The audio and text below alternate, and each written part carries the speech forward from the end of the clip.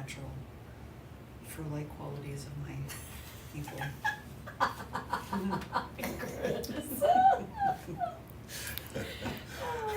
All right, give us a sec, guys. We're going live on Instagram. Oh, you guys keep already live on Oh. You guys keep talking. I'm talking about my indigenous people of Ireland. Yeah, you're indigenous. Fabulous.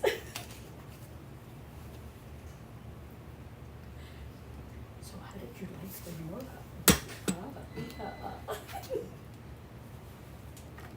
You know what it is? No. We're trying to get this thing on Wi-Fi real quick. I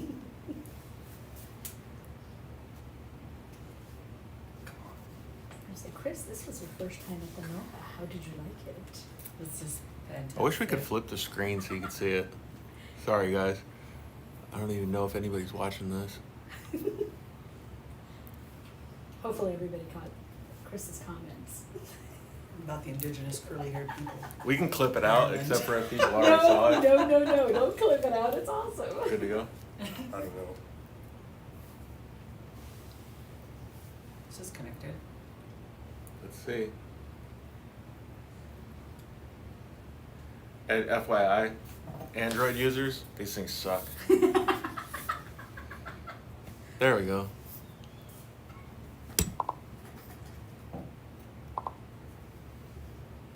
Hey. Winner, chicken dinner. Okay, cool.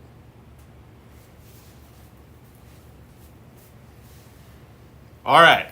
Welcome to episode 145 of the Dirt Life Show. We're at Warfighter Made today, and we're going to talk about all kinds of stuff, man. The title that I use, Rob, is actually a pretty good one. Warfighter Made, helping veterans and changing lives, dude. What do you think? That's actually pretty good. Yeah, it's a good one. But yeah. I'm surprised you came up with that. That's a good point. Brain injuries. I was actually thinking about that today, about all the brain injuries. But yeah, we're going to have a good time. We got Kristen over here next to Rob. Hi, Kristen. Hi. Thanks for coming in and hanging out with us. You guys have all been so busy lately. It's crazy. So we're going to talk about all kinds of fun stuff. We got two things going on. We got Facebook over and YouTube over here, and then we got all you guys on Instagram. So thank you guys for joining us and hanging out. We're going to talk about, actually, first, my name's Georgie Hamill. We're going to talk about the Warfighter guys. They did Adrenaline Therapy Saturdays, which is something that we think all of you guys should join. And that's something that Rob will give you more information about. Kristen helps handle all that stuff. And they also won the Norra 500 this last weekend. How was that, dude? The Norra 500. Any Norra race is awesome. Ton of fun. There's the Mexican 1000, Norra's 1,000 mile race is called the happiest race on earth. Yep. And there's a lot to be said about that because it really is. Just the format, the way it's laid out, it's a rally, so you start in the morning, you end when you get to your predetermined spot, or you time out. But if everything goes well, like for instance, you start in Ensenada, you go to San Felipe, and you get there on time, everything's good to go, prep your vehicle, go to sleep, wake up the next morning, do it all over again, all the way down the peninsula. I've always wanted to do that, dude. It looks super cool. It's a ton of fun. It's not stressful like the Baja 1000, where you're in the Baja 1000, you take off the start line and blow an engine, you're done. Yeah. You're not going to be able to get that fixed and get back in the race before you time out. There's all kinds of awesome stories about guys losing engines, driving up to some local, offering them $500 for their truck. They take it, pull the engine out of that, slap it into their vehicle, and go on to those stories are so cool, man. I love it. I mean, the Norra's where it's at. We have a ton of fun doing that. And you won. So. Well, we won, but we did the Mexican 1000 this year, and we lost an engine going into Bay of LA. Did you go buy one off a local? No. But we're the guys in 2017 for the 50th anniversary of the Mexican 1000. We went down there with a vehicle that we were having issues with, and we ended up getting towed over the start line on day one. Really? We couldn't get it running right, so in San Felipe, we towed it down to the start line, pushed it over the start line, got it put back on the trailer, hauled butt to Bay of LA, did that same thing over and over and over again, and we were the official last place finishers, but we still got a second place in class. Dude, but you finished, dude. That's such a... For anybody that doesn't know, like, how gnarly it is down there, just across the finish line is a freaking accomplishment, Yeah. man.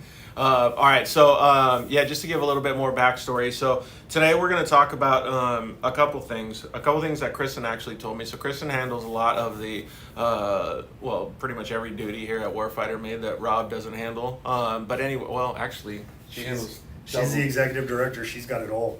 But anyway, so she was telling me some stuff about a couple guys that are going to join us today. George Earl, a retired Army veteran, and Marine. Okay, Marine. Dude, the stories that he was telling me on the phone, just to get introduced to this stuff, like his knowledge surpasses anything that I'll ever know in my whole life. Like how knowledgeable he is about stuff. Oh, and he's so methodical when he's doing this. I just saw Andrew McKenzie, our crew guy. I was going to introduce him next. Check in, and George is really methodical when he wants to do something. I mean, really methodical. But that's probably stuff like the upbringing, right? Like being a Marine, that's what you're bred to do, right? Well, we always joke too that he's probably forgotten more than we'll ever know. Yeah, that's what I was looking for to say right there. Yeah. And then so Kristen was telling me as well that Andrew, who you're just talking about, is gonna call into and have a little bit of fun with us. He drove all the way from Texas. Mm-hmm. 24 hours or something? In his wife's truck. Perfect. Let me borrow your truck, man. See ya.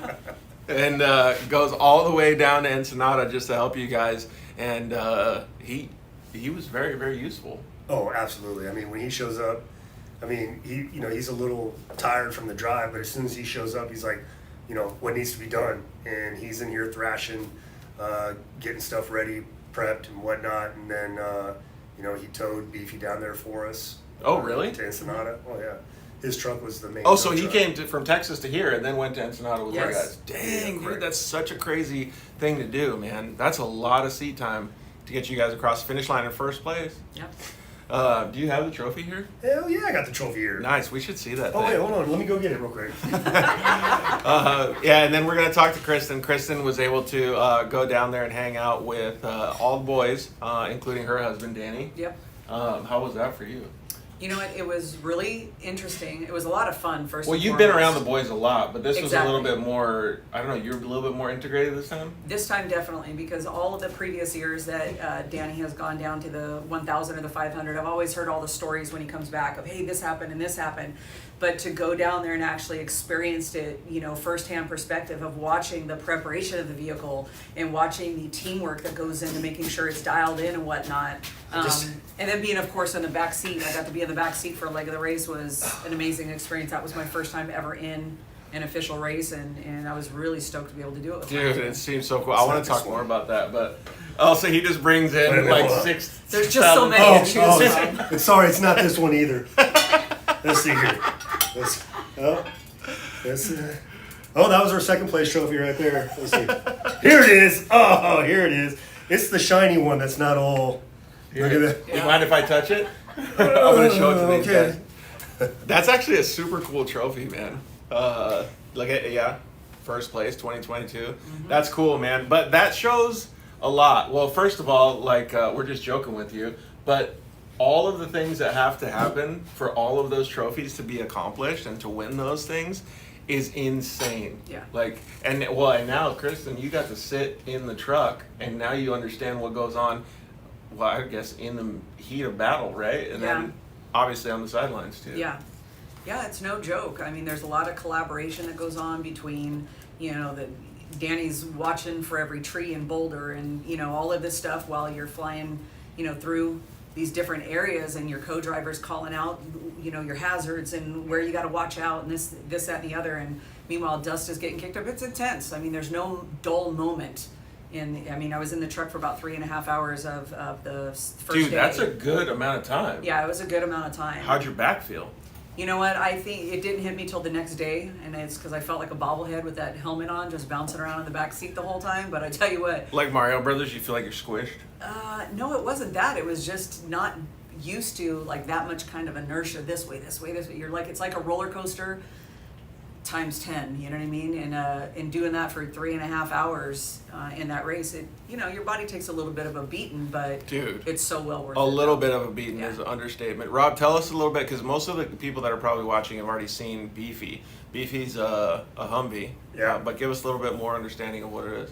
Yeah, so Beefy is a first generation Humvee. It's a 94 M9 98, which anybody who served in the military in the 80s and 90s, it was the Humvee that they probably knew. Beefy is a diesel. First generations of Humvees had basically a turbo 400 transmission, which is a 3-speed transmission, no overdrive, and no park. Literally, it goes reverse neutral drive, second first. Because back in the day, GM just said that Humvees are too heavy and it'll break the parking gear and you'll have Yep. Humvees rolling all over the place. So they just And took it tops out at about 6.9 miles an hour, right? Like 6.9 miles an hour when you're matted, wind to your back, going downhill. So what? Because George Earl was telling me about it, or we could ask him if he's able to log on. But what is the top speed of that thing? Because it was something like what, 35 miles an hour or something. Well, we averaged 35 miles an hour Okay, during average, the race. okay. During the Mexican 1000 in 2021, myself and my co-driver hit 78 miles an hour on the El Diablo dry lake bed. Dude, that's wide open as fast as that thing. Dude, how did it feel going that fast in that big rig? It's actually Not that easy. bad. Yeah, it's not bad at all. So What was the top speed you got up to, Kristen? I was more focused on making sure we were the magenta line. That's Oh. all I was focused on. Follow the I was in, magenta yeah, follow line. the magenta line. I was in the back seat just watching for all the cues on the screen and whatnot. I think the top that I noticed was about 54. Oh, cool. Yeah. That was a good experience then, the first time you ever done it then? Yeah. Yeah, because I always think, like, what was the thing that you remember most about it? Following the purple line, or do you remember something else specific? No, you know what? I could not believe. I mean, it's loud. Don't get me Yeah. wrong. It is extremely loud. You're hearing just all kinds of stuff bang around, but it's how well that vehicle took the terrain blew me away for how big of a vehicle that is. You know, some of the sounds were so loud. I was expecting to turn around and, like, you know, the back hatch was off or the door was missing, or actually we came close to losing the door, so that's You did pretty come close accurate. to losing a door. But it's just that vehicle is a beast, and it takes a beating and it just keeps going. I mean, it truly is a beast. Dude, It's it awesome. it looks so cool though. Like I love that truck. But Yeah. I don't know. I mean, like when you're sitting there for the first, like, what's your feeling? Because I remember the first time, like, I got to be able to do some of that, like, desert racing stuff, and the first thing that I remembered was, God, there is so much freaking dust. Like you can't see through any of the dust. Like, what was the main thing that you remembered? You know what? We went through a pretty technical part of the course, I guess, which was the pine trees. So what was what captured most of my attention was wondering how soon we were going to hit a tree. Because literally as we're barreling through these pine trees, we've got them hitting us on the left, hitting us on the right. Of course, Beefy has no windshield, so Yep. pine branches are flying into the back seat and landing in my lap. But we're just going. We're Check just it out. going. Look Yeah. who's joined us, Look Rob. who joined us. George Earl, what's up, man? How are you? Good. I couldn't find you guys. Well, I found you. I was listening to you, but something came up. I punched it, and there I am. Perfect. That's how it works, man. Well, I'm glad to see you. How did you feel after the week of Norra, or the few days in Norra? Fine. Well, there. There you have We're it. done. So Yeah. for Thanks, those- guys. We'll see you guys later. and we're done. So for everyone that's wondering who the old dude is, freaking staring at the apparently never mind, I'm not even gonna say it. This is George Earl. George Earl is a Vietnam vet. He was a Marine. He's got 3 Purple Hearts and 3 Bronze Stars. What'd you just say, George? Was? Yeah, I knew you were gonna say that. George is a Marine. He is a Marine. And one of his good stories is the first 1,000 mile race he missed because he was serving in Vietnam, and he didn't miss another one after that until he officially retired. But then we were fortunate enough to get him to come out of retirement and come hang out with us. Where are you at right now, George? You at your shop? I'm at the shop, yeah. Yeah, what's your shop called? Uptight Husqvarna Beta. Uptight Husqvarna and Beta. And where are you located? I'm in Santa Ana. Santa Ana. Man, I was just over there. I was just over there yesterday. You should stop by. I know, man. Well, now he knows where you work at, so he will. Right, good. Exactly. So some of the stuff that we were talking about earlier this week was, what did you tell me, George? You said, I have it written down here, to make sure you cross the finish line. Let's see here. What was his comment? It was pretty good, man. So George, you had told me, you said, manage the vehicle in different terrain, and if you're hurting yourself, you're hurting the vehicle. So that's kind of what we talked about with Kristen a little bit, was, you know, she was like surprised how much you bounce around and stuff in there. So it sounds like you guys might have slowed it down and just took it easy to make sure you save the vehicle. Oh, absolutely. You have to, because you know you can testosterone. You can break that any vehicle out there. I don't care if you got in anybody's trophy truck, and they break. You know, you just gotta find where you're not going to kill it. Yeah. I can't walk anymore, so I'm not going to walk out the desert. How was it, Rob, driving that thing around, man? Did you really have to baby it, or did you just, you know? Well, day one, we went at it pretty tough because we got Chad Hull, Rod Hall's son, Hull Performance Racing. We have their new long travel kit on Beefy, and it really made a huge difference in the performance. The suspension. The suspension, absolutely. And then of course, you know, we're sitting in PRP seats, so it was actually a lot more comfortable than when we went down there in the 1000. Yeah, previous races. So- I remember you. That's the reason why I was so wanting to know so much about it, because you had said that it was pretty gnarly last time. Yeah, we're for everyone back at home. That right there is The show right here. is Beefy, and as you can tell, we don't really baby Beefy until George gets in the car, and then he brings it home. Dude, you guys are sending it so hard in that thing, man. It's so cool to see, though, man. You gotta do it at least once. Danny got the opportunity to hit that jump in our Cheneth Light Strike vehicle, the 3-seat dune buggy that we have, and you just gotta send it on that jump every time. How much does that thing weigh, George? Do you know? Probably about 20 tons. About Yeah. 6,800 pounds fueled and Dude, with people. And you guys can send it that hard. Hey, George, have you ever seen, when you were in the Marines, did you ever see anybody jump in those Hummers like you guys did, or like Rob does? Hey, I was in the Marines 40 years before they came out with a Hummer. George We had real Jeeps. George had Jeeps. He had mules and Gamma, whatever those things were called. What's that little, it was like a little tiny Jeep, little aluminum thing.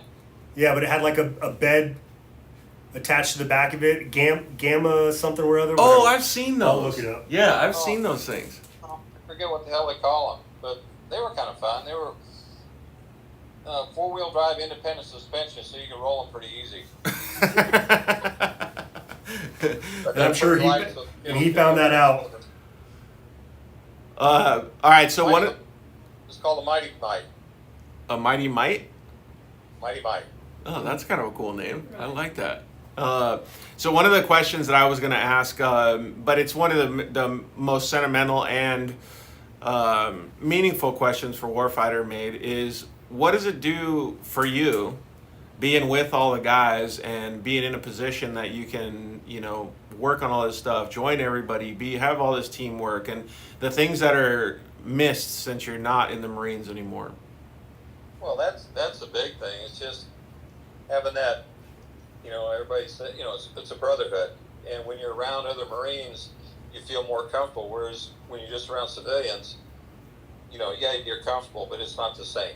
Right. It's, you know,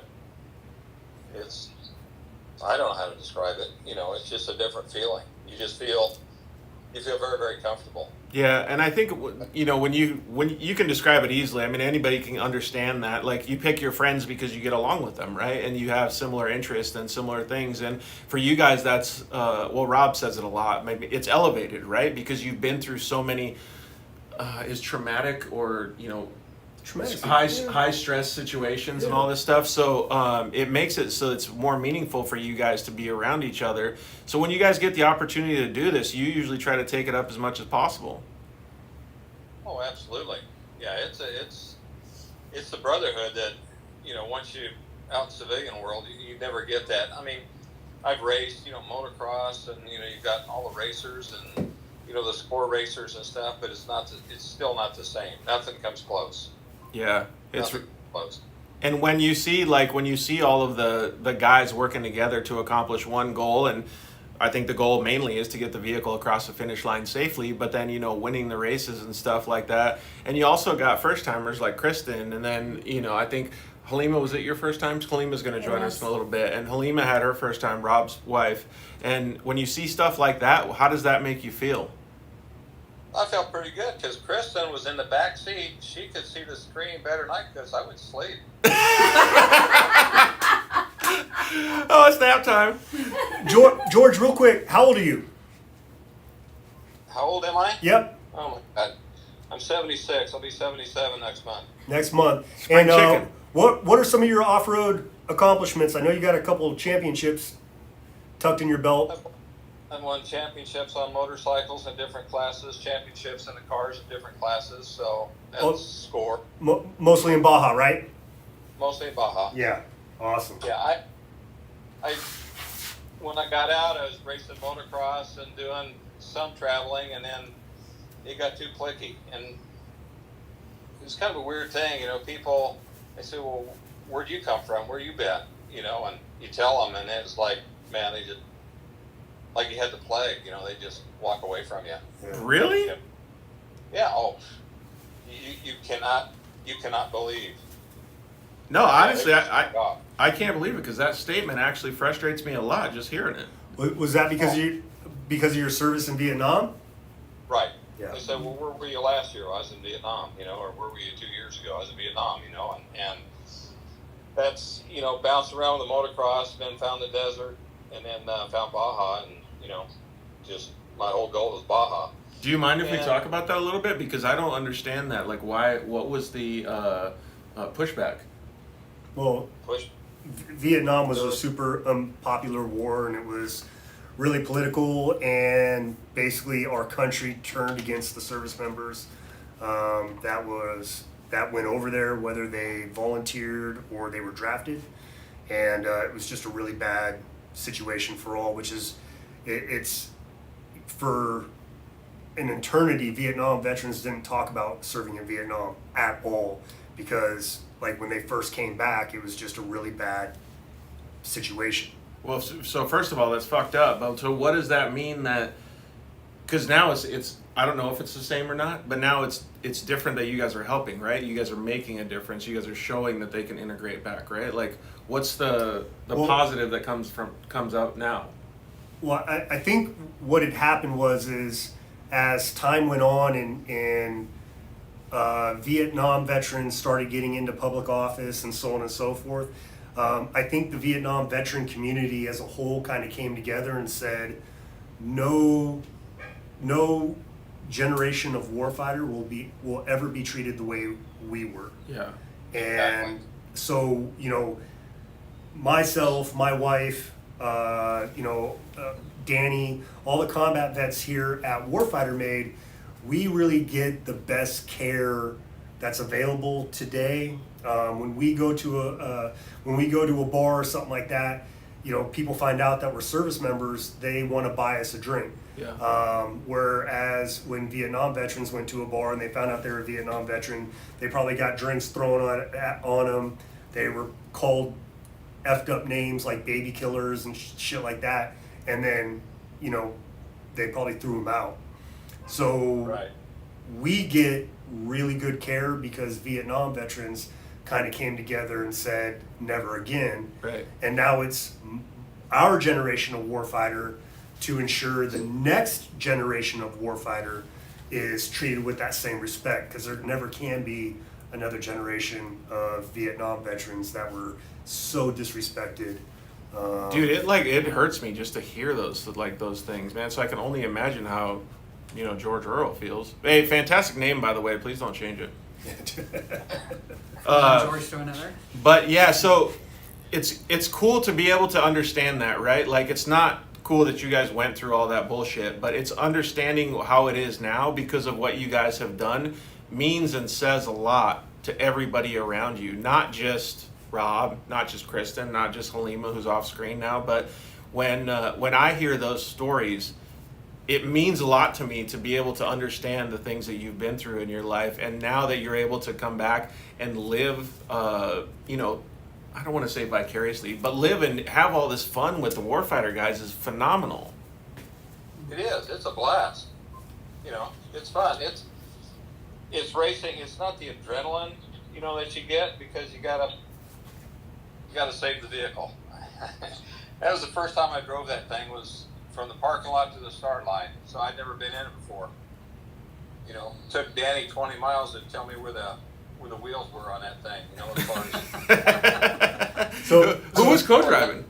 the hood of the car to figure out how close I was, but That's crazy. All right, we're gonna let Rob do another introduction. So we got Andrew McKenzie on too. What's up, Andrew? How are you? What's going on, guys? How you doing? All right, Rob, give us a backstory on Homeboy. So Andrew's our brother. His wife is an active duty chief in the Navy. She's a corpsman. They used to live here in SoCal with us, and we were introduced to Andrew. He showed up, and he's just got a killer work ethic, and whatever needed to be done, he jumped in and he was helping us do it. Yeah. And then she got stationed in Texas, and so that's where they moved. And when we were doing off-road races in Baja, we hit up Andrew and said, "Bro, you want to be a part of this?" And he's like, "Hell yeah." Dude, it drove 24 hours or whatever, come all the way over here. I still can't believe that, man. Like the dedication, right? And the cool part about it is I see a bunch of people on the screen, excluding me, that all have worked together to come across the finish line first with Beefy. But that's not something that you guys are unfamiliar with, right? Like, so George, when you're working with Andrew and Rob and Kristen and Halima, everybody that was part of the team, Danny, who's not here right now, how did it feel, man? Was it just like working with all your buddies? yeah, it just I don't know that vehicle, but you just try to get in there and do what you can. Another set of eyes on my end. I'm too beat up to get underneath it. I love it I because I can spot things. George's answers are so simple, man. And actually, George is another set of eyes. He can't read a freaking lead nav, but he on day one, he that night he got out of the vehicle and he pulled out his little tiny mag pen light, and he just started walking around, and all of a sudden he's like, "We got a little problem." And I think it is Andrew that ran around to the back, and we had a lower ball joint that normally has 4 bolts holding it in, being held on by one nut, and that nut had literally one thread holding on to it. Totally saved you guys because he found it, right? It actually is my trophy. Oh, really? There This go. is it? You got That's it? You got it here? Yes. To show Facebook? Look. Dude, Look, flip it around. Show Look at how how bent crooked. that is. Yeah, look at how That's crooked. it. dude, that thing's hammered. So this is part of Beefy. That's part of Beefy. Yeah. So who found this and who took it out? Was it George? Or was it both of them? George I found got it. And Andrew, Good God. That thing's Andrew bent. fixed us up. he fixed it. Yeah. Dude, and the threads on that sucker are smoked too. Yeah. That's your trophy, That's man. my trophy. So Rob had 8 trophies over here of all his wins, and then that Kristen gets the best one of all. All of our wins. Yeah, all you guys wins. Chris's trophy, yes, CC. Andrew, how was it, man? Was it totally worth the 48 hours worth of driving? Oh, totally worth it. I would do it again. Actually, hold on a minute, Andrew. I just want to let you know that your wife just logged in. So, ixnay on driving her truck A, okay? What's up, CC? All right, Andrew, continue. No, it's a little foggy, but there we go. Andrew did not drive your truck 48 hours. He was just at the gas station. That's all. Yeah, on the way there, it wasn't that bad. It was smooth sailing, but on the way back home, that was a tough one because I was already tired and exhausted, and I had to stop and rest. And I guess couldn't keep on going a couple times. Yeah, but I'm glad that you realize what your body can handle, man. Because that's gnarly, especially the drive to Texas too. It's so freaking boring. Oh yeah, for sure.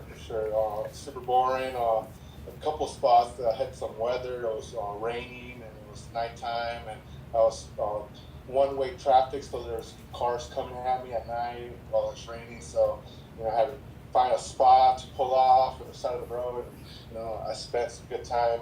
One time I was in the middle of pretty much a forest. It seemed like I got out at night. It was pitch dark. You couldn't see like in front of my hand. And next morning, I noticed there was footsteps. I think there was a moose or I don't know, bear or something. But it was pretty cool. Man, Dude. you had the chupacabra. You had like a skinwalker coming around you, bro. That's exactly what I was gonna say. Like you come home victorious from Norra, and then all of a sudden it's like Andrew gets eaten by ET. R.I.P. Andrew meets Bigfoot. Oh. It was a cool drive home, but the experience at Norra was, was one of a lifetime. It was awesome. Going over there with the vets and taking the Humvee. It's a cool thing to do. Rob, was that his first time down there? No, Andrew's been with us a bunch of times. I think the first time he came with us, we did the Norra 500, and it was Danny and I, and then we had two female vets. We had Jackie Carasosa and Kirstie Ennis. Yeah. And we won our class that year. Oh, I remember that. And then he came back for the 1000, our first year with Beefy. And we won that. And then this year for the 1000, we took Doom Buggy, our Warfighter Maid's Cheneth DR3 light strike vehicle. Yep. And we blew an engine going into Bay of LA. So Yeah, but this time around, this was my fourth time around, I believe. fourth, yeah. And then we voted as an organization to any off-road race that we're going to do from here on out. We're going to bring Andrew, and hopefully his wife, Cece, will come too. Because if Cece's still on, for the mid 400, we are, there we are. For the mid 400, we're putting together an all-female veteran active duty service member female team. No way. And Yeah. we're going to race the Blazer that was Dude. donated to us. So. That's gonna be awesome. And we're really excited about that. We want his wife to drive, and we want Andrew to help us pit. And but Andrew's been down with us a bunch, and this trip was the first time that we got him in as a co-dog, and he navigated for us. And I actually drove, and he looked at me at one point, and he's like, "Hey man, did you have any pucker moments?" And I was like, "Yeah, there was this one time we were going up a hill. I lost track of the front end, and I dipped the tire off the edge, and I thought we were gonna hit a rut and just rip the suspension off." And I was like, "What about you, Andrew? Did you have any pucker moments?" What'd you say? I don't remember what I said. That's probably the jump. It was the jump. So this picture, that picture, that's Andrew and I. That's your guys' pucker moment. That was Andrew's pucker moment right there. He's like, "Man, I thought we were gonna end over end on that thing." Dude, I still can't believe that Beefy can send it that hard. Yeah, me and Rob talked about that jump right at the beginning of the race. And, we're looking at the maps and stuff, so we planned to make sure we had enough speed going into it. Oh, so you guys had it all planned out? Yeah. I think there's a little video that you guys sent of it. I mean, this might be a different video, but this one's pretty awesome and hilarious at the same time too. Well, for those that can't tell, Zooms out. while I'm airborne, I'm throwing the number one. I'm just like, you got this. I just think about it and I'm like, oh my god, that's gonna be so crazy if that thing Yeah, freaked. right there. I thought we were gonna play ball. That's what it looks like with the suspension compressed. Dude. Oh, that's That's the landing. That's the landing. what do they have? They have the Tuck Tuesday. Tuck Tuesday. So That's pretty freaking tucked. That's pretty tucked right there. I don't think anybody's ever posted a Humvee fully tucked on the Tuck Tuesday. I don't know. This could be a first on Instagram here, Rob. I know of one video that a couple of service members, I don't know if they were Army or Marines, they jumped a Humvee, one of the, like when Humvees first came out, and they filmed it on like an old VHS recorder. And these guys hit this jump and aired this thing out so big. And when they landed, it basically destroyed the Humvee. And Just the- blew it into pieces? blew it into pieces. The kids who were in it, or the guys who were in it, all got freaking massive amounts of trouble, and the Humvee was a total loss. But ours is a little more built up than that one. They got Instagram famous. All right, so the question that I have, if Cece's still on, was because you took her truck, did Rob have to offer it up that he's got to have the all-female team now? Yeah, that's cool thing. It's our truck. That's super cool, man. I can't wait to see that. So do you already have people that are like signing up for it? Yeah, well, we already have vets in mind. Okay. 2 active duty female Marines, but one is getting orders, and she doesn't know if she'll be able to make the race. But the other one's definitely in. We really want Cece to be a part of it. Trying to talk Little Miss. Oh, hey, look, she is there. Hey! What up, yo? Hi, Cece. She's like, I'm out. We're talking about Halima doing it, but Halima's kind of iffy. She thought it was cool. She's She on the fence co-drove. about it. So, for those that don't, can you swap out? My Yeah, wife real absolutely. quick? Yeah. Halima's gonna come in here real quick too. So, no, stand up, babe, so people can see you. Rob's gonna get his butt kicked later. So this is my wife Halima. She did 22 years in the Marines.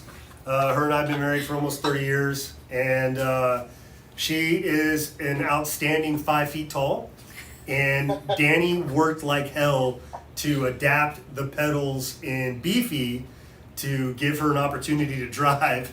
And unfortunately, her height is in all her 5 whopping feet are in her torso. They're not in her legs. So even with extensions, it still didn't really work. So, but You did drive though, Halima, or no? no. No, I can't reach the pedals. She was I she can't was stomp it all the way down and get the Humvee going and still see over.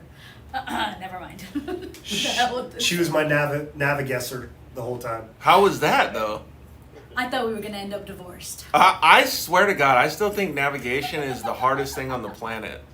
I'm so glad we didn't. we No, didn't she- end up divorced. She did really good. Did excellent navigating. Yeah. Yeah. Thank you. First time being in. With They were with George saying that, that's got to mean a lot too, right? Because he's been there, done that. Yeah. Man, that's so cool. Did you guys both have fun navigating? Oh, she did all the navigating. That was Chris. Yeah, Chris did. it's totally different. When you have Oh, to Chris navigate. did. Okay, I got it. Navigating is so hard, man. How did you feel doing it, Halima? There was a few times where we went off track a little bit. Speak up a little more. There was a few times where we went off track, and I had to guide him back on track onto the Wait, magenta whose fault line. was it getting off track? It's always my fault. and that's not necessarily, well, first of all, that's a husband-wife thing. That's always my fault. But no, because she'd be like, hey, stay left at the trail. And, we'd come up and there'd be multiple lefts, right? So I would just pick one and go. And after a couple seconds, she'd be like, you're not on the magenta line. You're not on course. And so at one point I was like, man, I can't cross over this big ditch Yeah. to get on course. You gotta She's wait. like, and all of a sudden, just like magic, she's like, keep going, keep going. It'll converge, right? And so I just kept going, and sure enough, it converged, and it was Dang, all good. Did they have VCPs that you got to check too, or no?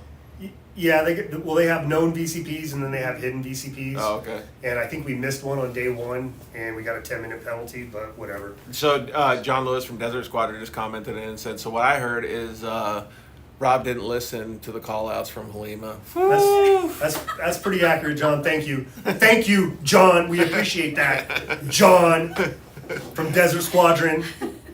Uh-oh, somebody's getting the wrath of Rob now. Was it cool to see the girls doing all that stuff, George? Because it seems like to me, like that, obviously it was neat for you. Like it was like I don't know, a new beginning, so to speak, where you're seeing the girls doing all this stuff. Right. It was. They did a hell of a job. Let me tell you. I was impressed because they were taking the hits. You know, that's all I can tell you. Danny beat the crap out of her, but you know. Wait, beat the crap out of Chris? Wow. Yeah. Yeah. She took a beating back there. Let me tell you. That's so funny. So I can only imagine, like, when Chris just left, she's off screen now, but Danny's like, all right, she's sitting in the back. She's never going to be able to say anything. She's racing. I just got to go for it and just show her what I'm all about. That's exactly what he did. That's it too. And because I kind of had that same mentality when Halima, 10 years we've been running Warfighter Made, and she's come out and done things with us, but this is the first off-road race. This is the first time that she's ever jumped in a vehicle with Warfighter Made. And all these years, I think most people know my story. I didn't grow up in off-road. I wasn't into off-road. Adam Fitza from OTSF got us into off-road, and so once I got it all wrapped up in the dirt life, then I'm coming home telling her all about it. Yep. And she is kind of like, that's nice, okay. And so when she jumped in as my co-dog, the mentality is, oh, let's put this thing through some paces. But unfortunately, probably that jump at the very beginning on day one and some other issues, we had some hard parts break. So we had to take it easy. Tone it down a little bit. Yeah, tone it down significantly. You and Danny are just doing too much beefy. How was it though, Halima? Because to me that seems like first of all, it's a really cool opportunity. I think anybody watching or listening to will want to get in the passenger seat, right? But for you, it's twofold, right? Finally, after a bunch of years, you get to experience it. Well, actually threefold. You get to be with your husband, and then third, it's your first time going through a massive off-road race like this. It was absolutely, by far, one of the best experiences I think we've ever had as a couple. The Humvee Beefy is definitely military, Yep. but it doesn't ride like military Humvees, okay? They've done quite a bit of work to it, especially Danny. They've done so much work to it, and with the seats that are in it, it rides like a dream. It's not at all like the typical military Humvees. Did you have any pucker moments? No, I just kept my eyes on the navigation, and I was good. Don't focus on the trail, right? That's such a cool opportunity. Say that again, Andrew. You can't see over the windshield. Oh! He's absolutely right. We did I it. even sat on a cushion, okay, to be able to help. I sat up a little bit higher, but I still couldn't see over the windshield. The lead nav was the top of the lead nav was right here on her face. Well, that's hilarious, but still, you had a good time though, right? It was a great time. Do you have a moment like what Kristen was saying that was your favorite? No, I think overall for me the whole experience was just beautiful. What does it do, and I wanted to ask Kristen this too, we can ask her later, but what does it do, since you get to experience it, to understand what George and Andrew and all of the other vets that get to have those same experiences, what does it do to connect you with them? Because now you're experiencing what they get to experience because of what Warfighter is providing. Oh, it's absolutely wonderful. Talking to Andrew, talking to Danny, talking to George on the course, or while we're sitting there pitting for the course, or even in the vehicle while driving with them or sitting passenger with them. It was just a brand new experience, but it brought all of us tighter together. Yeah, because you You know? work together so tightly, right? So like did. whenever I think about that, how many correlations off-road racing has, and I've never been a Marine or Army or anything like that, but or any type of active duty, it always seems to me like when I talk with you guys, like it's really closely knit. Oh, It is. absolutely. It's a tighter bond. Yeah. Do you see a lot of those same things, George? I do. It's missed, but you know, when a group gets together, it's pretty neat. But I don't know everybody. I don't know, you know, their issues, but I'm, you know, learning them slowly. George is a superstar when you go down to Baja. Yeah. He can't walk very far without people stopping him and you know, wanting to swap sea stories with him or Hand him a drink. do a shot of tequila with him, or you know, whatever. I was fortunate enough to be able to do a couple shots of tequila. I was with gonna say, George. does everybody follow closely along to get free shots Yes, too? yes, we do. Especially with George. So Oh, that's super cool, man. That must be pretty meaningful for you then to be able to share those experiences with all the Warfighter guys, George. Oh, it is. You know, and it was fun with Danny because I was showing him a lot of the shortcuts that, you know, I built in the past, made in the past, you know, back 30, 40 years ago, and now they're part of the course, you know. So I tell them when they're coming up, and boom, there they are. But now they're the course. So It is kind of crazy. I've actually heard a lot of those same stories too, going pre-running from some other people. It's pretty bad. Yeah, John Hubbard said never missed a taco shop. never misses a taco We shop. went there. The tacos are fantastic. Oh, did you And guys? Valley Tea. Oh, Valley Tea. Yeah. We went to Valley, yeah. Valley Tea Yeah. is pretty good, man. What was your favorite tacos down there, Andrew? All the Valentine tacos for sure. What they call them, the cheese tacos. Oh, Queso. queso tacos. Yeah, really good. Did you have a funnest time, like when we asked Salima and when we asked Kristen? Like, what was your favorite part of it being down there? I mean, other than the camaraderie, because I know that that's what is going to be the most thing for everybody. Actually, looking back at it, the funnest time probably working on the cars, like between the races, between the days. I know when we're at that moment, it's not that fun, but looking back at it, you know, like, well, that was probably when it brought us all back together, and it was kind of fun for me, you know. Beefy was experiencing a weird problem where it was sucking air into the fuel system. Probably because you were slamming her into the ground like that. Yeah. And Andrew was the one that figured it out right away, and so we just made the determination that we weren't going to shut Beefy off, you know, during the day, because that's when it seemed like it happened, when you shut it off and then start it back up. But I think Andrew's the type of guy that I think he enjoys problem solving. Yeah. That stuff where I get frustrated, and you know, that's not my forte, and that's where Andrew thrives. Well, dude, yeah, just like we said at the beginning, teamwork makes the dream work, right? All right, Rob, so give me a little bit of a backstory on this photo here. Who was driving? Who was in the car? George is driving. Danny is his co-dog. And George, can you see that? Yeah, that's down the beach. Yeah. Yeah, it is. Now, that's had that torsion bar problem, so we're just cruising. Oh, yeah. That's one of the most like iconic spots. Well, actually, George, you can give us a little bit more of an understanding of this. Like, you make it sound like it's something other people can just see, right? But like, because you've done it so many times. But to me, that's a spot that I would love to be able to race and to be able to experience. Well, if you could have looked out the windshield out the front of it, you will see about 50, 60 miles of beach, you know, in the bluffs, and not a person on it or not a house. So that's nothing. That's nothing. Okay, well, it's something to us. John Huppert's actually said the farther, well, it's probably what you were just saying, George. It's farther down south you get on the peninsula, the more beautiful all that scenery gets. Absolutely. Oh, you bet. You bet it. There's something that I keep trying to tell.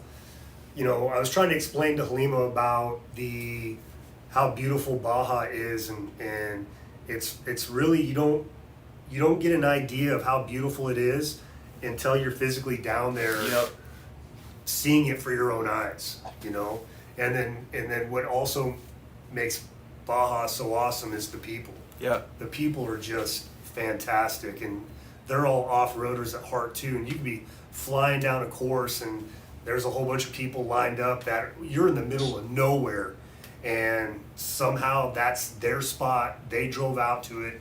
They've got a whole, camp set up, and they're just there to enjoy some off-road racing in Baja. Yeah, and you're not joking too, because you could be like 2 hours down a dirt road and haven't seen anybody and not even a snake for like God knows an hour, and then all of a sudden you see everybody, right? Yeah. All right, give us who was in the car at this time? Well, Going- that's down, Going through the silt? I think. Going through the silt? Yeah, I think that's George again. Yeah, was that you, George, in the vehicle at that time? That's down by Ensenada. Give us a little bit of, because this looks like a pretty gnarly little silt bed and all that stuff. Because there was one spot that Kristen was telling me about, or who was somebody, Rob, maybe you were telling me about it. Or no, I think it was you, George, that was telling me about it, that you guys just cruised through it. Right. And everybody else was having all kinds of issues. I don't know. Yeah, we drove through it. We have four-wheel drive. Man, a few words. See, back in the day when George was winning championships, they didn't really have a big interview process. So they were just like, George, congratulations. How does it feel? It feels good. Okay, thank you, George Earl. Fantastic.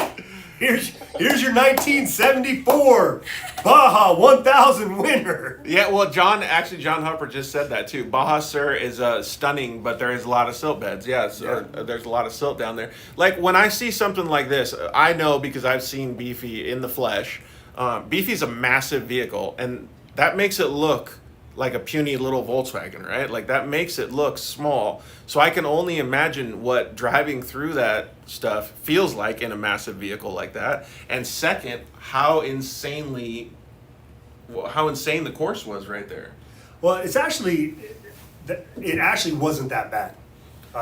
Because Says the tall guy. Yeah. Okay? No, don't listen to as him. Do not. as the silt comes over the hood and smacks her directly in the face, it hits me right here in my nipples. So There were so many points on the course on the short portion of it that I was on co-dogging for this guy, where my feet don't reach the floor. I can't brace against the floor. Okay, I'm You're just bracing. bouncing? I'm bracing against the side of the door. Okay, so it's like 1 foot on there and that's it. this is her feet. This is her feet right here. She's just like, oh. Yeah, she's like, oh. Thanks, Kristen. All right, so again, then give us a little bit of an understanding of where this was. This looks like over the summit, right? That's Pine Forest. It's Pine Forest, yeah. Danny's driving. George is co-dog, and Chris is actually sitting third seat behind Oh, George. so you were in there going through the Pine Forest, Chris? Yeah. Yeah, this is a real. I think that's just after that real tight squeeze area where Yep. took off the door hinge. Yeah, exactly. That's actually one of my favorite parts of Ensenada, going through all that stuff up there. I love it up there, man. It's good because it goes from depending on time of year, 110 down in the valley all the way up to it's just like whatever. Let's just say 70 degrees or something.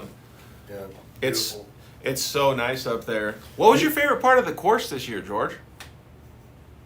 Any of it? All of it. I'm gonna just change the way I talk from now on. Just be straight, simple, and direct. Well, the funny thing is we had to make an audible because originally what was supposed to happen is Danny. Will you tell everybody what an audible is real quick? We changed our plan the day of the course or the day of the start because what was originally going to happen was Danny and George were going to start, and then they were going to hand the vehicle off to Halim and I. And the first road maps that came out, they had them coming off the start and basically going clockwise around the course. And then later maps we got was counterclockwise. Oh, So, crap, really? Yeah, so we made a call last minute, like, okay, because Danny really wanted to drive Pine Forest, because I've done it before and he hasn't. So we're like, okay,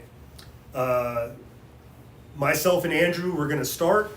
We're going to hand the car off to Danny and George, and then they're going to take it into the Pine Forest. And then when we got to the driver changeover spot, there's Kristen all suited up, ready to go, flipping her hair, and jumped in there, and the three of them took off. So, Dude, but that's the nature of Baja, right? Like, you guys got a little bit of time to be able to change your plan, but you can change plans anytime. yeah, adjust. Yeah, adjust. Yeah. And then so day 2, we were supposed to. George, where did I tell you guys to get gas at? What was the name of that town down there? Down by Colinet. Colinet. We were supposed to do our driver changeover in Colinet, and for those that are familiar with Baja, Colinet, Highway 1, then there was a transfer, a race portion from Highway 1 to Highway 3, which ended up in Valley T, Valley de Trinidad. And I really wanted everybody to be able to get tacos in Valley T. Yep. So I said, hey, instead of doing the changeover in Colette, let's just go ahead and let George do that transit as well. And then we'll just do the changeover in Valley T, which is what we did, and it worked out well. So, all right, we're going to wind it down here a little bit. That was at the finish line, I'm assuming, right? Or Nope. no, is that Tech? Yep, day 1. Day 1? Yeah, that's a good picture, man. Or Tech, you're right. Tech. Yeah. That's a really good picture. What's the next plans for you guys? Us as Warfighter mate or George? Well, like, with all these guys, because it sounds like you guys got a bunch of stuff coming up. Like, well, maybe a better question is, where's Beefy going to be next? When are these guys going to race next? Like, Well, so for Warfighter Made, we have an adrenaline therapy Saturday coming up on the 22nd of October. well, we're going to talk about that stuff in just a second here. But yeah, so what about for the race guys? Race guys. Ask me a question, Race and then we're just planning on the mint, and the mint is we're gonna have Andrew, and I think George just had a heart attack. Oh, there he is, my man. Oh, he's got his trunk. 2024. So Early. the Mint 400, and the reason I was asking what you guys are going to do next is because I was going to segue into how much time Andrew is going to spend in the damn CC's truck driving across the fucking country. Again. Well, for that race, we probably fly them both in, and That'd be cool. Yeah, so they don't have to drive. But There we go. yeah, that'll be nice. Save the miles on CC's truck. yeah, Sure. I'm glad that you guys had a good time, man. And it's always impressive for me to understand. It takes so much to get a vehicle across the finish line. It doesn't matter what vehicle it is. But the amount of teamwork that you guys have getting put together, like George clearly makes it set easy, man of little words, but very direct. And then all of you guys are humble, and you guys don't give me the understanding of the story on how much shit actually went down through that whole race. And I know there was a lot. So it's awesome to be able to see that. I think it's really cool that you guys all did that as a team. They were doing that last section. We're driving down the highway, and I said, "They're getting rained on." I said, "No, they're not. You guys get rained on?" poured on. Oh yes. And I've never raced in the rain like that before. So, I had my rag in this hand on the steering wheel, and I'm just going like this the whole time. And literally at 15 miles an hour because I couldn't see anything. And then when your microfiber is soaking wet, it's just like splitting water all over your face. Well, then I was holding it up. As soon as it stopped raining, now I'm holding it up to let the microfiber dry. That's the way it goes, huh? Yeah. Have you been in a passenger seat or driver's seat yet, Andrew? Yeah, I was co-driving for Rob for the first leg of the race. Oh, that's right. That's what you guys said. Yeah, my bad. And then every time we go out there, Andrew's always the one that it's like, okay, we got to take the vehicle to tech or wherever, and Coordinator. you can't even finish the sentence, and Andrew's already sitting and he's got it started up. He's like, all right, who's coming with me? Yeah. Andrew's taking it to tech. We're good. If you guys aren't here, you guys are out. Yeah. That's good, man. Teamwork makes the dream work. I appreciate you guys coming on. We're good. Or unless you guys want to talk about adrenaline therapy, I know Andrew, you're 2 hours ahead, so I don't know what time you got to hit the sack. Yeah, we're about almost what's that 8:30 over here. So, well, you guys are more than welcome to stay on, or you guys can bail out. But we're going to talk about some adrenaline therapy because Rob, all the guys at Warfighter made did that. Have you been to any of those before, George? Yes, I have. What'd you think? Deal. I thought it was a pretty neat deal. So let's explain what that is, Rob. So I've been out to a couple of them as well, but maybe you could give an understanding of what that actually is. And Andrew, you want to check out, bro? Yeah, I'll talk to you guys later. Hey, thanks for coming on, brother. Thanks, Andrew. Bye, Andrew. Till next time. We'll see you later. You want to switch with Kristen so that Yes. she can talk about ATM? Hey, why don't you two come up here? No, you and guys hang go out? ahead. So yeah, give us a little bit of a better understanding of what Adrenaline Therapy Saturdays is, because a lot of people already know, but just in case. Yeah, so for those that don't know, Adrenaline Therapy is Warfighter made rents and off-road track out in Anza, California. We're sponsored by Polaris Razor, so we bring a bunch of razors out there, and we invite all vets from all branches and all eras, specifically our Vietnam vets, and we encourage those veterans to bring their family members, and it's about putting those vets behind the wheel and letting them go out and just have a good time with their family, with other vets, whatever the case may be. What George is showing right now is pictures from the Bolt program, which we just wrapped up here a couple weeks ago. And I'll let Kristen, because her and her husband mastermind Bolt, I'll let her explain it.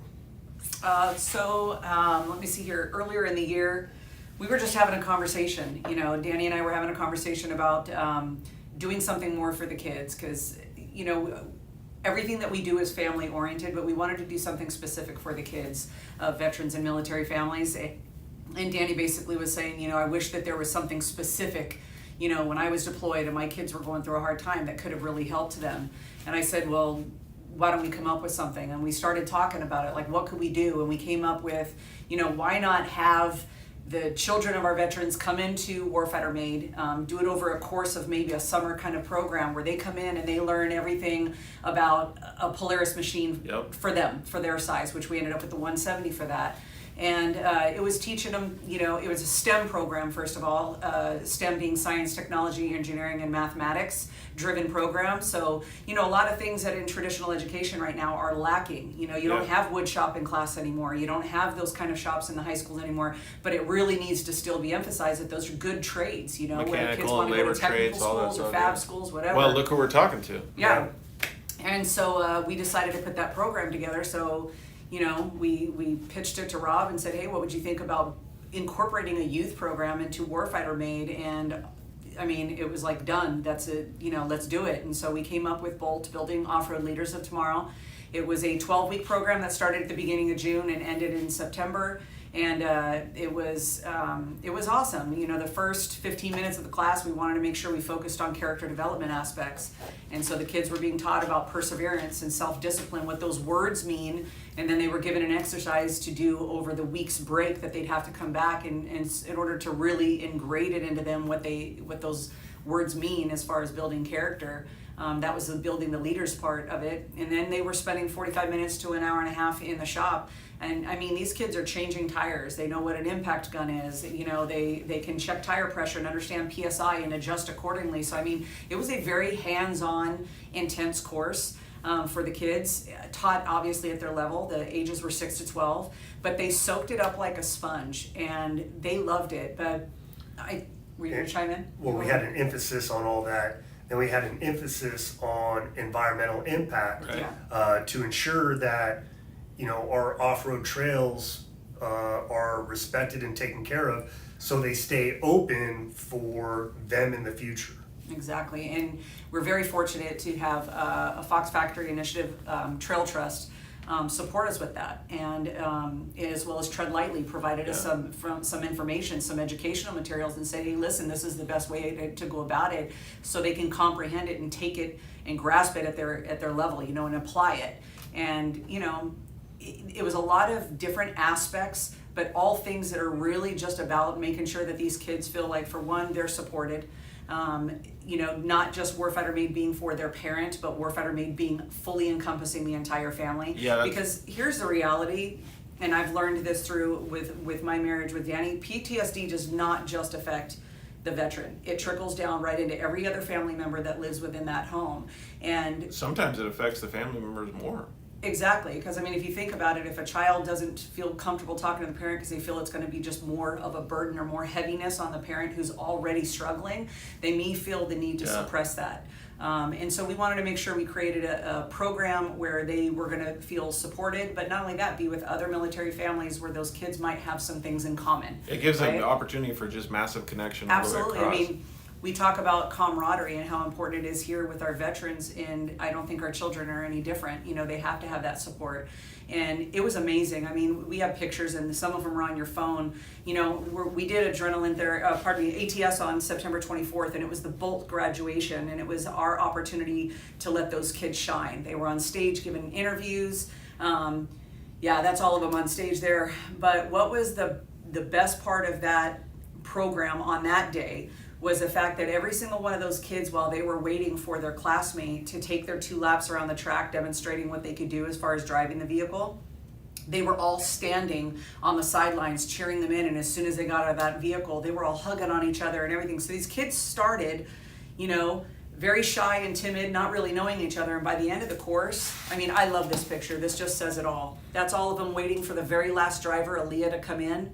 She was the last student to finish the 2 laps and then to do her interview on the stage. And that's all of them just waiting for her to bring it home. Dude, that's so cool. Isn't it? So what other things I was going to ask George too is, like, he's already been to Adrenaline Therapy Saturdays and obviously goes to the races with you guys. Like, when I hear the stories, George, like, it's all encompassing, right? Because it goes the kids, the parents, the vets, back to, it's just everybody, right? And then fulfilling all the needs of each individual person and showing the way to the little kids. Like, when you see that, what does it remind you of? Does it remind you of being a Marine, or does it, you know, just good humanitarian efforts? No, that's a great humanitarian effort. The only thing that the kids don't realize is, you know, what our basic freedoms are, and they haven't been around long enough to know what we used to have as far as the desert and off-road and what's been taken away from us. That's a good point. You know, that's where I think there's where they need to have a little boost, you know. That's a Because really they're just good point. And are you're able to show them that? So what we incorporate is the importance of respecting the environment and respecting ecosystems. So knowing why it's important to stay on trails and to respect the rules and the laws that are put in place in order for trails and places that we can go to still be preserved, so they don't get damaged, so they don't get shut down, so that the generations, you know, far ahead of us are still going to be able to enjoy those same things that, you know, were once enjoyed before. That's such a great way to do it too, though, because, like, when I think about what you guys are saying, like, you can sign a petition 1,000,000 times, right? But that only affects that individual time frame. But if you're breeding them from the ground up to be able to understand that and to push for it the whole time, that's a massive effort. Well, but it's good though. Yeah. Well, I It think is good. It's good. But the way I feel about it is they need some history too. Like, we used to be able to do this, now we can't. Yeah. You know, and the rights being taken away from us. And most of the people today don't really realize what's going on. Yeah, well, and you could call it being naive or anything, but, like, there's a lot of stuff that I'm learning just in this small conversation that I could do better, right? Or that I didn't know in the past. So what you don't know is what you don't know, right? Or you don't know what you don't know. So, like, just learning all this stuff makes a big difference. So the fact that you guys are teaching the young ones this stuff is massive. Well, Right. I mean, we're also coming into, you know, Pismo. They're trying to shut down Pismo. And we know our sponsors, Rugged Radios, are really fighting to try and keep that open, not only because that's their backyard, but because Pismo is a historic place to enjoy off road. All the places that we enjoy today, Pismo, Glamis, Ocotillo, all those places could be taken from us at any given time. Yep. If the government deems we're not taking care of it, and they could be like, that's it, no more, you're done. Exactly. Which is what George is saying, that there's places that he probably used to ride that is now a mini mall. I remember one time, and it didn't even have anything to do with, like, they just wanted to take away part of the dunes from us. So they said there was a little beetle out there that was endangered. You can't ride there anymore. Sorry. So they just cut off 1 million acres or whatever it was in the dunes. All the time. Yeah, it's wild. Well, I'm glad that you guys are doing that. And then, so when is the next Adrenaline Therapy Saturday? Because I always recommend any veterans that can get out there and check it out to go out there and sign up and come enroll and come. Is it hard for you to get people to do that, like to take the initiative to go enroll and to come out there? Because you guys are getting some big turnouts, but I would like to see it help the people that don't want to get out there, like that should get pushed to come out. Well, the issue, first and foremost, October 22nd is our next Adrenaline Therapy Saturday. And again, it's all vets, all branches, all eras. And we encourage those vets to invite their families. We're also doing this last Adrenaline Therapy Saturday of 2022. We're also inviting law enforcement and their families to come out. We really want to show a little love to our, Servicemen. well, to the men and women that basically protect our families when the military is off protecting, America's freedoms. Yep. So we want to give a little love back to the law enforcement community.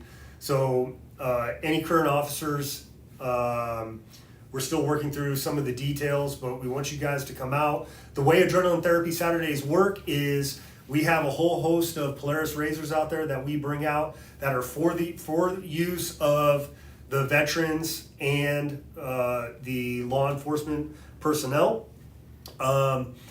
We then bring out a whole host of professional racers that are there solely to give rides to the family members, the spouses, the kids, and the vets if they want to ride along to, the police officers, whatever the case may be. You should go on at Warfighter Made on Instagram and check it out because there's all kinds of cool stuff. Yeah, we usually have a really good time. That looks like the turnout of the last Adrenaline Therapy. That was our last Adrenaline Therapy there. Dude, yeah. there was a lot of people out there, man. And just imagine how much that trickles down, all those people changing everybody else's lives that they're associated with, too. That's what we're trying. And really what these Adrenaline Therapies do for the veterans and for law enforcement, too, is that you're being introduced to new vets. Family members of veterans are being introduced to new family members of veterans. And we're just trying to create a bigger network for vets, family members, police officers to go and basically support each other, have that network. Thank you. Yeah. So that's what we're trying to do. And October 22nd, it's at Wrecked Fence Off-Road Park in Anza, California. If any vets or law enforcement are interested in attending, all you got to do is go to warfightermade.org/events or go to warfightermade.org and find the events page or the event tab at the top of the page. Click on that. Find ATS, Adrenaline Therapy Saturday, October 22nd, and click on it. You got to do two things. You got to register and you got to sign the waiver. You have to do those two things. Law enforcement, we're still working through, there has to be a verification process, so we're still kind of working through how we're going to verify. We're talking to a lot of active duty police officers right now to figure out what the best way to do that is. But we want your families to come out. The event, you have to be there at 8:30 in the morning, again in Anza, California, Wrecked Fence Off-Road Park. Always reach out to the guys at Warfighter Made to get more information because they can help you and iron out the details. John from Desert Squadron asked, what about volunteers for Adrenaline Therapy Saturdays? We can always use volunteers for Adrenaline Therapy Saturday. We need track workers because we have track flaggers out there. Would you like an announcer? Because George Earl just volunteered. Did he just volunteer to announce? Yeah. That's a 5 hour drive. Be up there, George would be asking questions. What is this guy doing? No, kid, you're doing it all wrong. All you have to do is say yes or no. Yeah, always. Again, you can go to warfightermade.org to volunteer. There's a specific tab for that. I just want to throw it out. If you volunteer, we're really relying on you. So, if you wake up Saturday morning and you just don't feel it and you don't come, you're making it really hard on us. Do people really just ghost you like that? That's messed up, dude. That actually happens a lot. Don't do that. Don't ghost them. If you make a commitment, follow through. We have a dedicated crew of volunteers. The Hogleys are always out there. We have North County crawlers. I think every time I've been out there, Halima's been out there too. Halima's always out there. You know Halima's out there because you always hear her laugh. Yep. But we just have a dedicated. Well, I've just got a joke. You can't always see her, but you can hear her laughing. You can always hear her. And then I say the same dad jokes every time. I'll be like, oh, you got my wife. Where's my wife at? Stand up, Halima. She is standing up, whatever. Anyways, so volunteers, thanks, John. You can go to warfightermade.org, and then when you register as a volunteer. Come help us out. We cater the whole thing for food. I think we're going to do the good old pizza thing again. We'll have drinks and stuff out there, but we highly encourage you to bring a shade structure like a 10x10 or an umbrella. We highly encourage you to bring your own snacks, your own water, and a positive mental attitude, and just be ready to have a whole bunch of fun. Dude, it's so cool going out there. Oh, and then the pro drivers that we have out, no one's confirmed yet, but I mean, we've had everybody, like our staples. Polaris-sponsored athlete Maddie Wedeking, Casey Sims, Casey Caden Sims, Danbury, Ethan Groom, Caden Danbury, Jacob Peter. But we've also had really rad guests out like Rob Mack, Mark Stahl. Yeah. Seth Quintero has come out. Ruslan has been out there and given rides. So and George has been out there in the X-Travel four-seater. Dude, you guys have had some pretty VIP guys out there though. Yeah. And it's cool to see like the guys that always come back out, like all the young professional kids that come back out and take. Dude, it does so much for the entire community, not just the veterans. So everyone is, Nicole from Total Chaos has been out there. Yeah. It's really a rad way for them to give back. And what we always hear, like Rob Mack was kind of quoted as saying that I forgot how fun off-road can be. Yeah. So it's when George Earl, when you're out there and you see all that stuff, what's your favorite part about Adrenaline Therapy Saturdays? Just looking at all the smiles and the happy faces on people. Yep. I think that's a common thing, right? without a doubt. Yeah. I mean, it's a big deal. I remember looking in the rearview mirror a couple times when we were sending it over some of those jumps going in the corners and seeing how like the kids' eyes, like I don't think you could have opened it any wider. Like they had it like popping out of their skull. They were so happy, like wondering what's going on. As you're airborne and then it settles down when the vehicle settles down, yeah. It's so cool to see that though. But it is meaningful, right? And it's an all-day event. So if you have any questions, definitely. I've even seen people camping out there. Yeah, we're not doing the camping thing anymore, unfortunately. Not anything that we did. It's just the owner of the track has requested that we don't do it anymore. So unfortunately, no more camping out. But no soup for you. You stay. You go home. Yeah, you go home now. But it's a good time. It's the last one of the year. So we really encourage everybody to come out.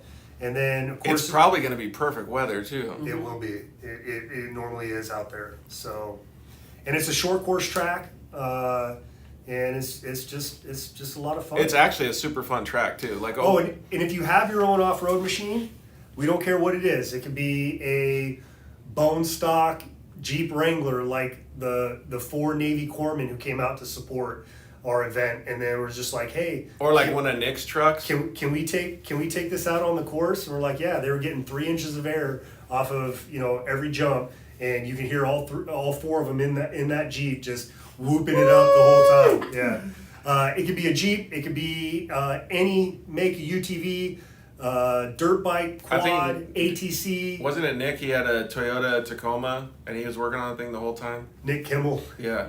Nick Dude, Kimmel, yeah. He was sending that thing so hard. I don't know how that thing held up, man. Well, what's right about Nick Kimmel is he's a combat wounded triple amputee, and he's wild. he goes out there and just he's in it. He's in it to win it. So Dude, he's an animal. We got somebody commenting in from Australia too. What's up, David? How are you?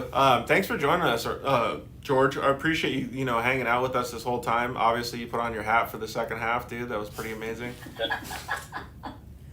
Well, my forehead shines, Thanks, Trophy Bro.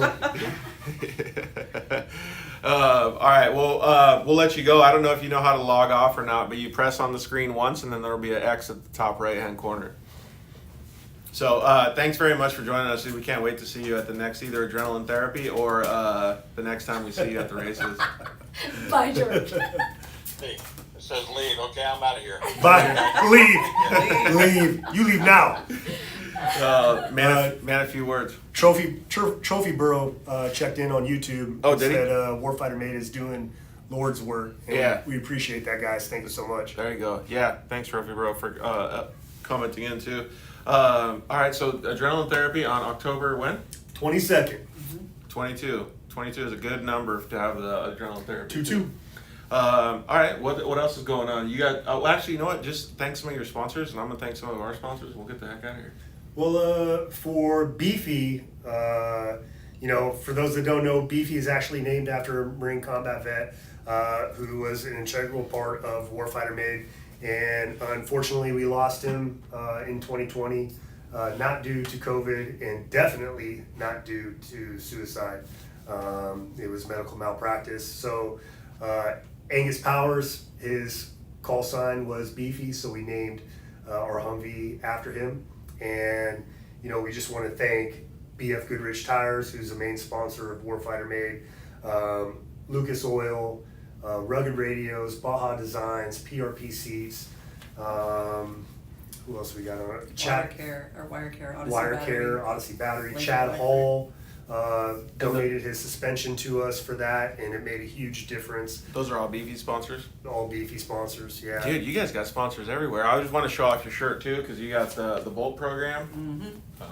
That's some of the things that we talked about today.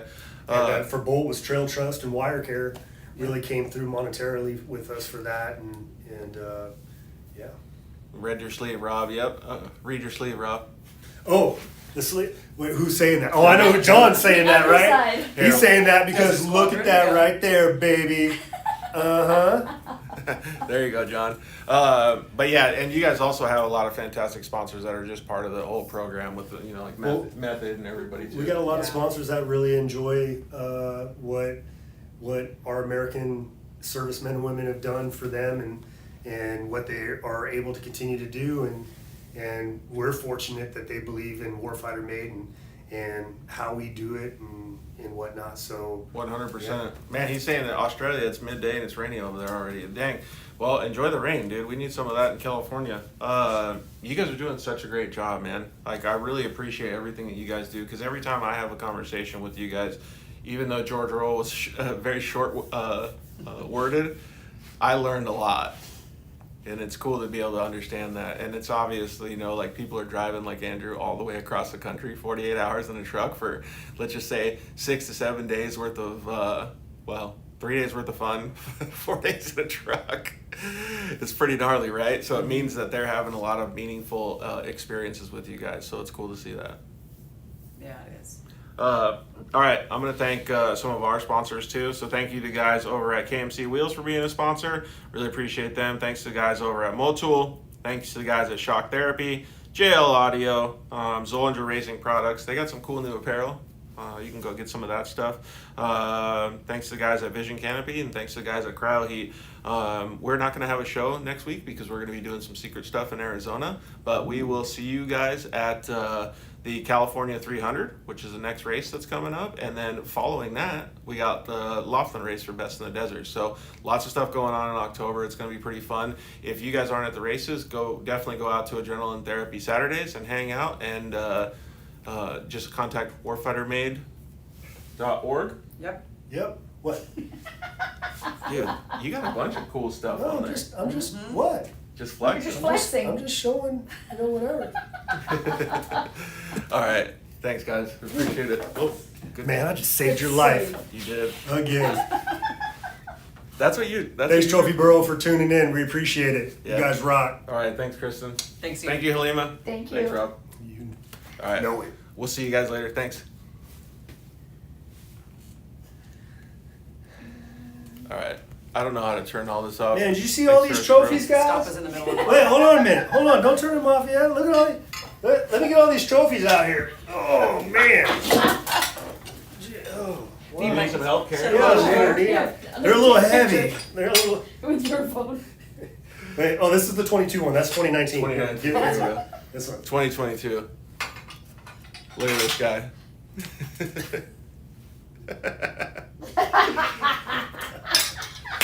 All right, we'll see you guys later. Thanks, Trophy Bro. I still don't know how we check and see how many people were That's a watching or great anything, but see you guys later. That looks good.